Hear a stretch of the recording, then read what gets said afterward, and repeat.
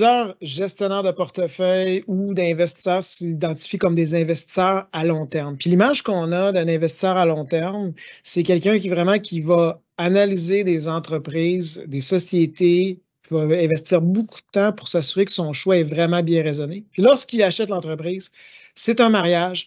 Il va garder ce titre-là à long terme pour voir son capital cumuler à travers les années. Puis ça, c'est une aspiration, mais est-ce que c'est vraiment le cas? Puis c'est ce qu'on va parler aujourd'hui.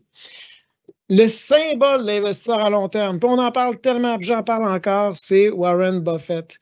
Puis lorsque Warren Buffett fait un investissement dans les marchés, ça fait les manchettes.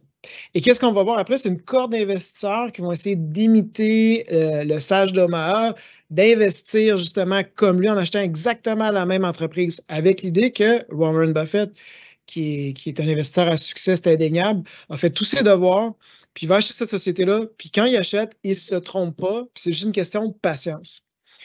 Avec les années, moi, ça fait 19 ans que je suis dans l'industrie, j'ai toujours suivi différents investisseurs, puis c'est un peu un vivier de nouvelles idées. Puis quand on regarde Warren Buffett, ce que j'ai marqué à travers les années, c'est qu'il y a quand même de la variation dans son portefeuille. Donc, je regarde ici, là, on a un portefeuille sur le tableau au 31 décembre 2022.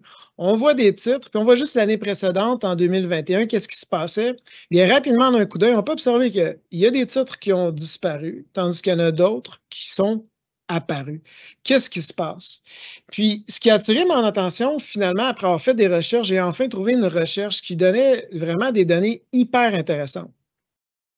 Quand on regarde, durant une période, là, les chercheurs avaient observé toutes les transactions d'achat qui avaient été divulguées auprès de la Security Exchange Commission de la part de Berkshire Hathaway, la société mère que Warren Buffett détient, de 1980 à 2006, sur une période de 26 ans. Qu'est-ce qu'on a observé? Mais c'est en fait, là, après 4 quarts, donc sur une période de 12 mois, environ 60% des titres qui avaient été achetés il y a 12 mois ont été revendus par Warren Buffett. Il a changé d'idée, imaginez-vous.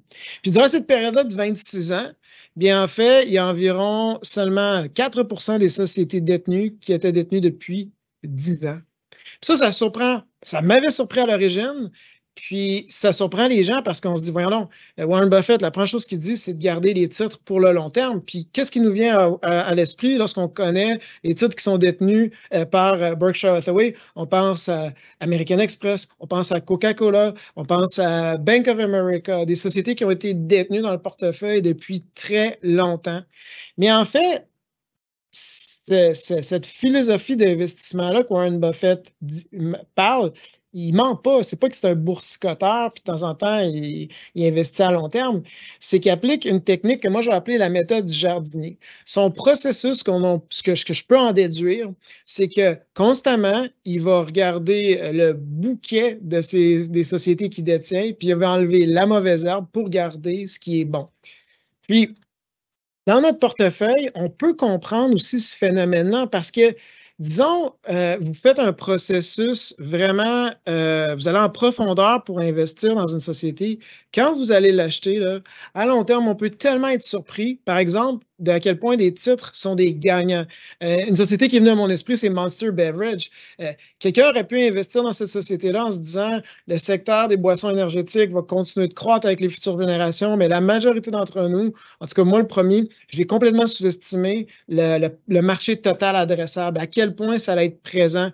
Puis entre la période où la société rentre en bourse et aujourd'hui, un investisseur aurait fait plus que 64 000 % au sein de cette entreprise-là. Je serais très surpris que quelqu'un s'attendait à ça comme performance depuis le départ. À l'inverse, durant la même période, quelqu'un aurait pu aussi acheter en même temps, non seulement Monster, mais acheter GE, General Electric, en disant que c'est un pilier du secteur industriel américain, dirigé par des chefs, des gestionnaires comme Jack Welch à une certaine époque, qui était très talentueux. Puis la majorité d'entre nous, on aurait été vraiment surpris de découvrir le sort qu'allait vivre General Electric à travers les années. Donc, c'est pas parce qu'on applique un processus très, très sérieux d'analyse, puis qu'on prend au sérieux vraiment d'analyser les entreprises qu'on choisit, que ça va être nécessairement un succès au bout de la ligne. Par contre, il y a une manière de s'assurer de miser sur nos succès. Il y a une philosophie en termes de gestion au Japon, puis une philosophie de vie qui est la philosophie Kaizen, dans le fond, c'est une approche pour constamment s'améliorer avec des petits changements, mais sur une longue période, ça fait des impacts significatifs. Puis on peut avoir cette philosophie aussi au niveau de notre gestion de portefeuille. Donc, comment on peut faire, comment on peut être un jardinier au niveau de notre portefeuille?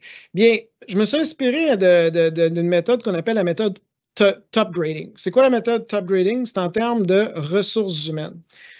Disons que vous avez une organisation, puis je vous dis, vous devez classer vos employés entre des A, des B, puis des C. Logiquement, vous ne pouvez pas juste que recruter des A.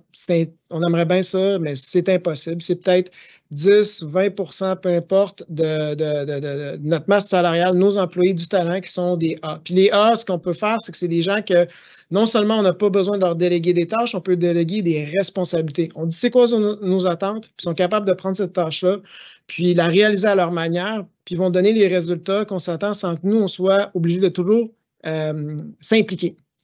Le B, selon la méthode top grading, c'est des employés qui sont talentueux. Par contre, ils ont besoin d'une rétroaction pour clarifier nos attentes, ce qui va être à peu près 70% d'une équipe. Puis les C, c'est des employés non performants qui peuvent tirer l'équipe vers le bas. Puis l'enjeu, c'est si on garde trop longtemps nos C, bien, peut-être qu'ils vont affecter le moral des B, puis eux qui tanguent d'un côté, ils veulent s'inspirer des A, mais ils voient le C qui prend beaucoup de vacances, puis que ça passe avec le bas. C'est peut-être qu'il va être inspiré d'aller vers ça. Fait que la méthode top grading, qui est une philosophie américaine de gestion, c'est d'être imputable par rapport au C, puis de les éviter pour garder seulement des A puis des B. On vit la même chose dans chacun de nos portefeuilles. On a des titres qui sont comme des Monster Beverage. C'est des compagnies qu'on achète. Puis à chaque trimestre, on est toujours épaté à quel point l'équipe de direction bat les attentes, puis à quel point son marché potentiel est plus grand qu'on l'avait imaginé. Puis ces titres-là, ils performent. Puis ça, il faut les laisser aller. Malheureusement, comme j'ai dit dans une autre vidéo, souvent les gens ils ont la tendance de dire « Hey, j'ai fait un gain de 30 20 50 je vais prendre mon profit. » Mais ça, il faut les laisser aller. Évidemment, quand on tombe dans des évaluations déraisonnables, on peut réajuster le tir en vendant une portion ou totalement, mais ça reste à voir. Après, la majorité de nos sociétés vont être des B, des entreprises qui ont des modèles d'affaires pertinents, qu'on comprend aisément, bon an, mal an, ils continuent de croître. Puis, je pense par exemple des titres bancaires. Il y a d'autres secteurs dans le secteur de la consommation qu'on connaît, qu'on peut la garder ça longtemps.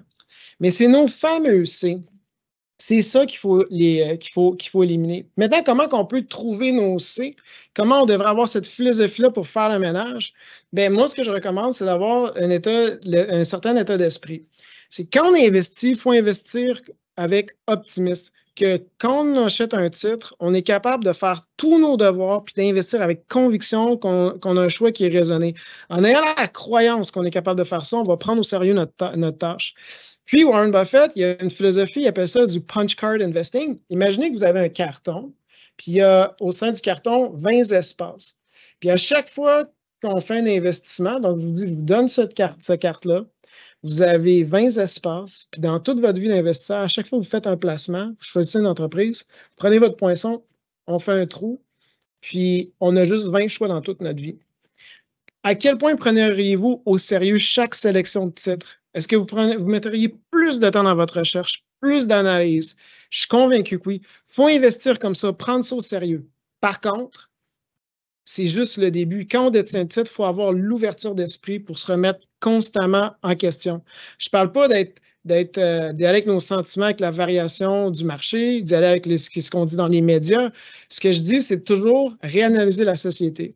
Et on va découvrir qu'on a des C dans notre portefeuille, par exemple. Des compagnies que l'équipe de direction nous ont vendu des résultats qu'ils ne sont pas capables de livrer. Puis après un certain temps, il y a toujours des excuses sont en train de changer.